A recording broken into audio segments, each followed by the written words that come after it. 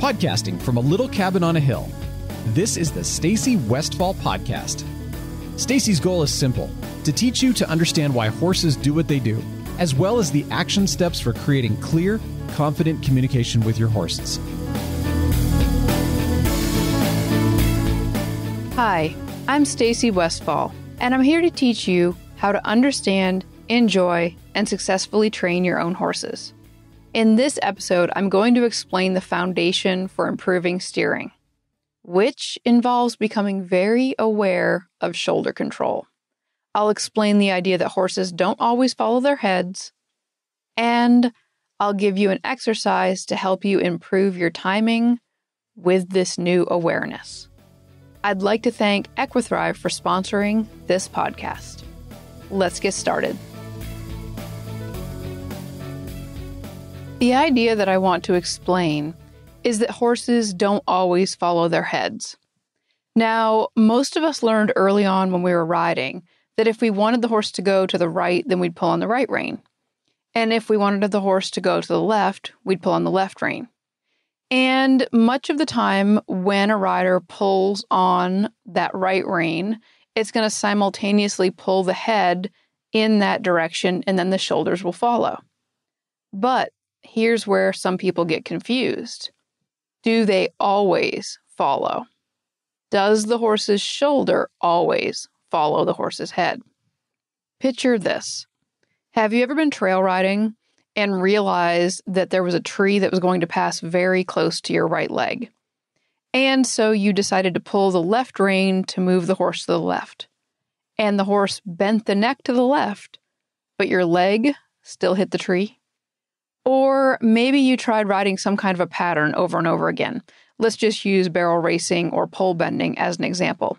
It doesn't need to involve speed, but it does need to be a pattern that you might ride over and over again that has an object kind of tall enough to hit your leg. Have you ever noticed that when you do that pattern over and over again, the horse starts to know that the turn is coming? So to help you out, they try turning a little bit early. But let's say that you're barrel racing and you're going to run to the barrel on the right first. As you approach that first barrel and the horse is thinking, I know the answer, we go around this. So to help you out, he starts to get really close to the barrel. And again, you sense that your right leg is in danger, so you pull in the left rein to try to make that a bigger turn. But that will actually leave his shoulder wide open to still go into the right.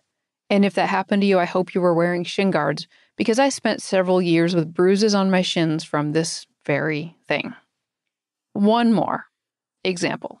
Maybe you've been trail riding and you were headed home. And as you got close to home, you realized that you dropped something back on the trail.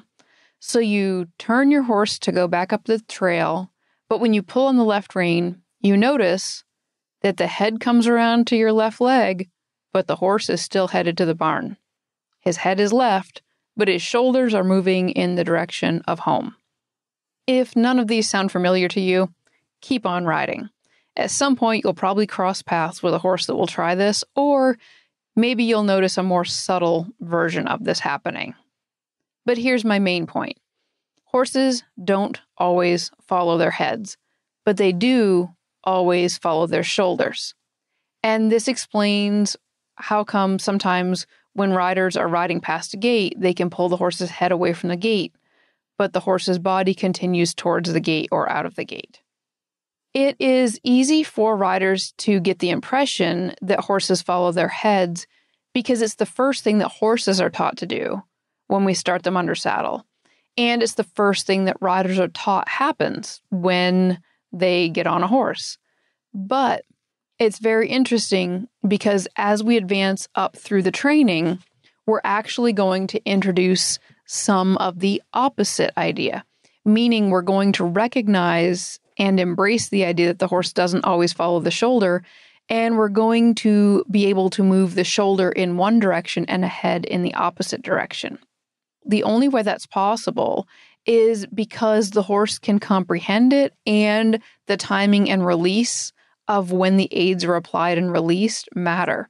So what happens is that the same method that was used to train the horse to follow the shoulders, the head to go to the left and the shoulders to follow to the left, the same timing that was required to get that to happen, you can accidentally release at the wrong time and have something different happen. So you can untrain that very fundamental thing, and you can either look at it like untraining or adding another layer. Let's go a little deeper here. When I coach riders that have horses at the elementary school level, I very often see horses with steering problems.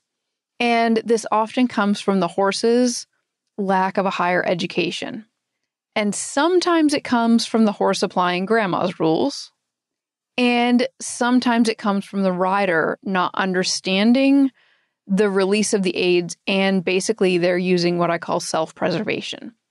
So an example of this would be that if we've got a horse that has a lack of a higher education and that rider is riding them around in a circle to the left and the horse wants to go out the gate. So they're supposed to be going to the left and the horse starts pulling to the right to get out the gate. And what will happen oftentimes is that the rider will assume that the rider is doing something wrong. And so rather than holding the horse accountable to stay going to the left, they will oftentimes release and even turn the horse to the right out of self-preservation, just trying to find a way out of that. And what effectively happens is that the horse begins to see these new rules. We're going to call them grandma's rules in this case. The horse starts to say, oh, at one point when somebody pulled on the left rein, it meant go left. But now sometimes when I'm really thinking about leaving the gate and the rider's pulling on the left rein, if I wait long enough and if I pull hard enough, they will release that left rein and I'll actually get to go to the right the way that I was trying to go. And so most of the time when I see the rider make that type of a choice, they're actually in a situation where they feel slightly threatened, meaning maybe their leg is about to hit the wall, or they're out on a trail and they're about to, go down into an unsafe kind of gully or something like that. And so at the last moment, they give in. And what happens is the horse literally starts to think that's the answer. So it's not that the horse is cheating. It's not that the horse is like, oh, I'll just outlast you. The horse is like, oh, this is how the rules work. When you pull on the left rein, 23 seconds later, you're going to release it while I'm pulling the opposite direction. It's very fascinating what we can teach these horses on accident. And when you realize how much can be taught on accident, when you can really follow the line of thinking, when you can start to see how the horses are applying this, that's how all this really amazing stuff happens with liberty and bridleless and everything else that you see out there that's super cool. So again, horses that lack higher education are more prone to this. Horses that have that mischievous curiosity and they apply grandma's rules a little more often, they can be a little more prone to this.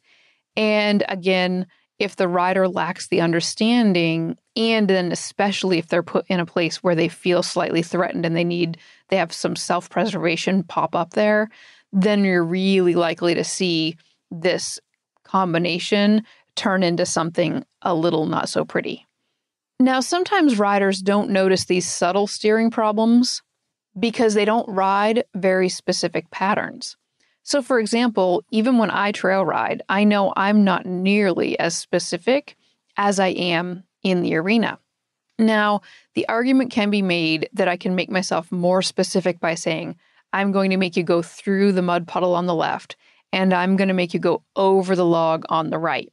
But what I'm going to say is there's a lot less consistency of the cues, meaning from the horse's mind, if they don't really already have a very solid elementary understanding, they are switching gears too often. So I don't know about you, but if you switch gears really often, it can be very confusing. So it's one of the reasons why in lower grade levels, the kids don't change classes. They have the consistency of one teacher and they have some consistency there. And then the higher education, the more that the students might have longer breaks in between the classes or higher level classes and switching teachers. And, so there's subtle differences in what the teachers expect. And the higher level human can understand that there's differences between the teachers and differences between the expectations and which one have certain rules. But these elementary level horses, when you go trail riding, and it feels like you push them over to the left and you push them over to the right. Sometimes what happens is the horse goes over to the left, and then because you're going to go over to the right next to go over that log, the horse starts to think, oh, the combination is we get pushed to the left, then we get pushed to the right. And so then you'll actually get this horse that's like leaning back into your aids because of these subtle inconsistencies. They're like consistently inconsistent. How mind-boggling is that? So if we're in the arena, it becomes much more easy to see the pattern of aids we're using. So you're going around and you're going, I'm going to move the horse to the left, go straight, move the horse to the left, go straight, move the horse to the left, go straight. But we recognize that if we take a horse and we move it left and then right, and then left and then right, and then left and then right, that early on that'll actually cause a horse to get kind of sticky because the horse will see left is always followed by right. So as you're moving them to the left and they start anticipating, they actually get stickier about moving left because they're already on to moving right. And then you start moving right and they're already on to moving left. And those subtle nuances are more obvious when you're riding a pattern in an arena than they are out on the trail. So I love going out on the trail. I love training on the trail. But what I know is the ones that benefit the most from the arena work are some of the horses that need to be able to really see the pattern so that they can get this pattern logic, this logical pattern of thinking in their mind in a place that's a little bit boring so they can just hear those cues instead of going out onto the trail. Now, I want to talk a little bit about this idea of steering, horses following their heads, neck reining. I want to talk about this improving steering because to me, what I see is the horses moving clearly from elementary school to high school to college. And we're going to put neck reining in either upper high school or college. It's in high school, but the very advanced versions of it are in college. But what does all of this shoulder control and the horses don't always follow their heads, they always follow their shoulders? What does this mean when we start talking about neck reining? And the reason I want this to be emphasized is because if you think about it, if we started riders thinking about the horse's shoulders as the primary thing they were steering, a lot of this would not get nearly as confusing. So again, I said in the beginning that when we early on steer a horse, we'll pull on the left rein, and that often shapes the horse's head to the left and hopefully moves the horse's shoulders to the left. In a way, if you thought about it, like when I pull on the left rein, all I'm focused on is my horse's shoulders going to the left. If that was the primary, and then the secondary was what happened with the horse's head, then this would actually be a game changer. Because in a way, later on, I almost want that head and neck to feel a little bit like decorative. I'm going to put it in that category for now. It's not really, because it's the whole horse's spine and it really all works together. But if we know that we can move the horse's shoulders to the left, and it doesn't matter if it's the head left and the shoulders left, or if it's the head right and the shoulders left. What I want you to understand is if you're thinking about riding those shoulders, then this is going to start to get a lot easier to follow the line of thinking I'm about to show you. So when we first ride that horse in elementary school, and we pick up on the left rein and we pull on the left rein, and the horse's head bends to the left because we're shaping, because we're pulling on it, and then the shoulder steps to the left so we soften up or release that rein, then what we're doing is we're teaching that horse's, let's just focus on the shoulder, we're teaching that shoulder to come to the left. Now we got the head with it and we rewarded both, but we're just going to say we're focusing on the shoulders. Now what's interesting is the next step up from that, I talked about earlier on in the podcasts about the rider's aids. There'll be a day where I do something called spiral out. And in spiraling out, that means that the horse will be going around bending to the left, traveling to the left, and the left rein is going to hold that horse bent to the left, and the right rein is going to pull out towards 3 o'clock. And when it pulls out towards 3 o'clock, that shoulder is going to go out towards the right. And so again, if we kind of almost ignore what the head is doing, we're again moving the shoulders. Now let's use another steering thing and let's go to neck reining. Now, when we go to neck reining, we're going to talk about riding along and you're holding the reins and your rein hand is kind of right in the middle of the horse's mane, right in the middle of the neck. And when you want to go to the left, you're going to move that rein hand, the hand holding the reins, you're going to move it to the left. And the rein that's going to get pulled on is going to be the right rein, which is the opposite of how we started out training this horse. So in the beginning, left rein meant go left. And now in neck reining, that right rein is going to mean go left, which sounds confusing, but listen to this. We're still moving the shoulders left. It's about the shoulders. So the horses can learn these concepts, but first I've got to get you on board. So let's rewind and go down and talk about some exercises you could do so you could feel some of this. So to make it more simple, there's a lot of stuff that happens when you're riding the horse that you might not be aware of. So if you go into a smallish circle to the left, let's just say that you're going to aim for a circle that's 10 to 15 feet wide. And about 10, most horses, if you get a really big horse, maybe you can go to 15, but Presto's getting pretty big and I'm still going on the smaller side.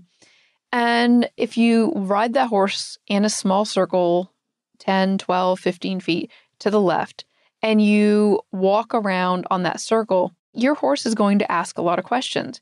He's going to ask, can I go smaller? He's going to ask, can I go bigger? He's going to ask, can I straighten my head out if you're asking him to actually bend on that line? He's going to maybe even ask about overbending, bending too much and then taking the shoulder out. And just like in the trailer loading example in episode 38, there might be 3 things that all happen at once. So you might be walking your horse, and I'm going to say, let's have you walk 10 of these 10-foot circles. And you might be walking along, and when you get to circle number 4, your horse might think, there's got to be a way out of this. And so maybe he's going to overbend to the left, coming around closer to your left foot than what you even asked for. And then he's going to take his shoulder and really throw it out to the right. So now your 10-foot circle just suddenly became 12, 15, and you notice you're headed to the gate. And maybe you also notice he kind of either sped up or slowed down during that. Now, can you hear it? That's why whatever you release on, it's going to matter. The mistake that a lot of riders make when they want to ride around in that 10-foot circle is they kind of act like they can just clamp and lock and hold the horse on this. So they'll kind of aim into that 10-foot circle, they'll pull that inside rein until that horse is on that 10-foot arc, and then they'll just kind of lock up and clamp there. And that's not going to work for very long, because by the time you go for about 4 or 5 circles, your horse is going to start to feel like your aids are dead. Now, this actually kind of works when people just kind of clamp on for short amounts of time, but what it doesn't do is it doesn't teach the rider how to have feel. So what I want you to do is ride around in that 10-foot circle, and I want you to think that you actually need to pay attention to each of those front feet. I want you to pay attention all, but just to make it easy, you're going to have a 1, 2, 1, 2, 1, 2 of that inside and outside foot walking. And I want you to think about where those feet are going. Are they going into the circle, like if they're going to make it a little bit smaller than 10 feet? Or are they going right along the 10-foot circle? Or are they going just a little bit out? And that's going to change at times every step. More realistically, it tends to change every 3 or 4 steps, or you'll notice it on certain points of the circle, like the point that's closest to the gate might have a bow out. And then the opposite side, the side of the circle that's furthest away from the gate, might have kind of a bowing in motion. But if you simply ride around and start to pay attention to the subtle shifting of this horse, what you can start to do is you can start to feel where you could have timing to influence the horse. In episodes 18, 19, and 20, I talked a lot about the rider's aids. You need to take that knowledge and then the awareness of physical and mental timing to add to that so that your releases get more accurate. For example, if you decide that you want to make the circle bigger and it happens to be on the side of the circle going to the gate, you might have the idea that, oh, I wanted to make this circle bigger. Yay, it worked. But you need to have more than just the physical awareness of it working. You also need to have the mental awareness of why it worked mentally for the horse, because you could accidentally start teaching the horse that pulling to the gate was a good thing. So very often I'm doing almost the opposite of what the horse wants to do. So if the horse wants to pull to the gate, that's kind of a mental and physical thing. You can have a very small window where you could maybe use that to your advantage on like the first few rides. But if you're not riding a horse on the very first few rides, then you almost need to start thinking about counteracting some of those places where they're asking questions that are going to lead you in places you don't want to go. So for example, if you decide to make your circle bigger and you do that by making the physical size of it bigger closer to the gate on a horse that's already pulling, on the surface, it will look like it works, but it won't be a long-lasting thing because mentally that horse wasn't making the circle bigger because he was yielding to your aids. He was making that circle bigger because he was pulling to the gate. So you're going to be releasing at the time where the horse mentally is not thinking in a direction that's going to be helpful to you in the future. In elementary school, we work to teach the horse to connect the idea that when we pull on the rein, then they should take their shoulder in that direction. Then, when we are later on, we're going to actually move that horse up into high school, and we're going to start isolating it in a more difficult way where we're going to start doing what I call spiral out. And that's going to be asking the horse to bend in one direction, but move the shoulder in the opposite direction.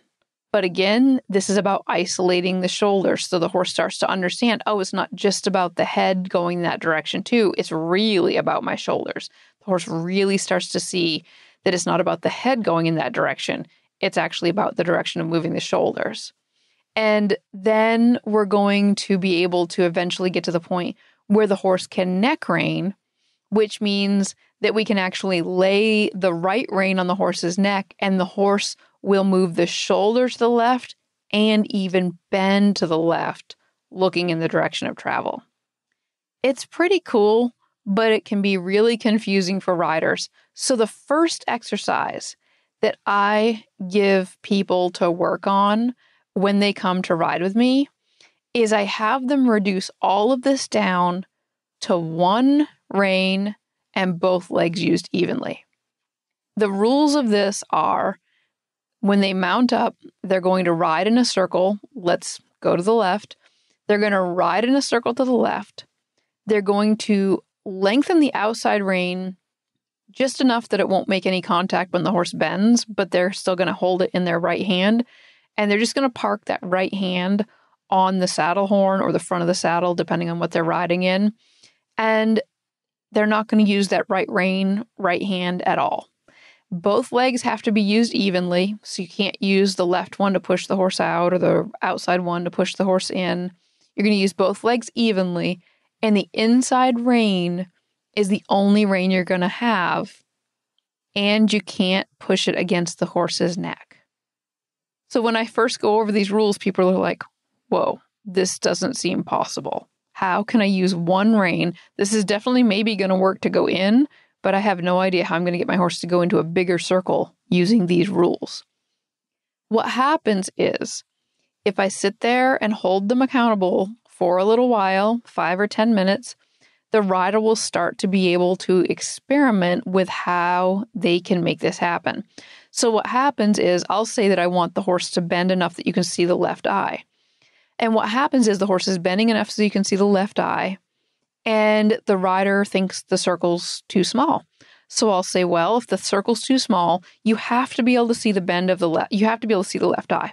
So you can release your rein, but you can never release it to the point where you can't see that inside eye anymore.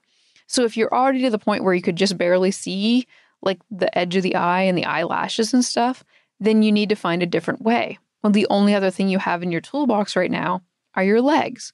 So if you've got the horse bent a little bit to the left and you think he's going too far to the left, could you add gas pedal? Could you add both legs and drive that horse forward, and that would make it a bigger circle. Because straight forward, if we're circling to the left and that horse goes straight even for a step or two, that steps that circle out bigger. So what'll start to happen is the riders start to realize how effective their legs can be for driving that horse forward and to a bigger circle. Now, what's really interesting is I can watch riders do this, and I can watch their feel and timing improve. It is so interesting when you constrain and limit the number of aids you're allowed, how effective you can get with those few aids. All of a sudden, you can't do left rein and right rein and left leg and right leg and all these different things. You've just got one inside rein and both legs to use evenly. You can lighten up on the aids, but you've got to at least maintain the inside bend so that we can see that inside eye. And what starts to happen is the riders start to realize where they step on the gas matters. And where they soften up on the gas pedal matters. And where they pull even more on that inside rein matters. And where they put that hand forward, but they don't let that rein touch the neck, matters. Because each one of those things will actually give your horse a different release and will reward or will discourage something the horse just did. It's fascinating. You've got to try it. Ride around, kind of loosen up that outside rein. I don't want you to put that outside rein down. I don't want you to wrap it around the saddle horn. I don't want you to let go. I don't want your right hand floating around up in the air. I don't think that's safe. I want you there. I want that aid there in case you needed to use it if something spooked your horse. And not to mention, I just want you to have the habit of having your hand down in that area where a rein would be carried. I want you to hold that one, but it's got a little drape in it. That's when there's that little nice swoop, soft swoop. And that if you did pull your horse's head to the left and you bent 45 or almost 90 degrees, that your right rein would not be in contact. So that right rein is just out there, but you could shorten it up if your horse spooked and you'd be able to have it. And otherwise, you've just got this inside rein and both legs. Don't cheat. You'll know if you cheat. I'll know if you cheat if I'm watching you, but I can't watch you because you're listening to the podcast. So if you cheat, remember, all you cheat is yourself because you don't learn what the exercise has to offer. The awareness that you will develop from just that thought that you are steering the shoulders, you will greatly improve your horse's steering and your feel. I believe you can teach riders to have more feel. I'd like to thank Equithrive for sponsoring this podcast. I've truly been impressed with their products. When I put my horse Popcorn on the joint pellets, I was skeptical. I'd tried other products in the past without noticing much of a difference, and I knew that the science was behind this company, but I was still waiting to be convinced. Maybe it'll help, maybe it won't. But what I really wasn't prepared for was how it helped him in other areas. He happens to have ear plaques in his ears that have been very painful to him for over a decade. And he had a noticeable, and I mean a drastic improvement in that area. And I know now that that's because of the way the active ingredient, resveratrol, actually helps throughout the whole body. And Dr. Monty explains this very well back in episode 36 of this podcast. But needless to say, I have definitely seen results with my horses. If you want to learn more about their products, you can visit equithrive.com. And while you're there, let them know that I sent you. Their support helps make this podcast possible. Thanks for joining me. I'll talk to you again in the next episode. If you enjoy listening to Stacy's podcast, please visit stacywestfall.com for articles, videos, and tips to help you and your horse succeed.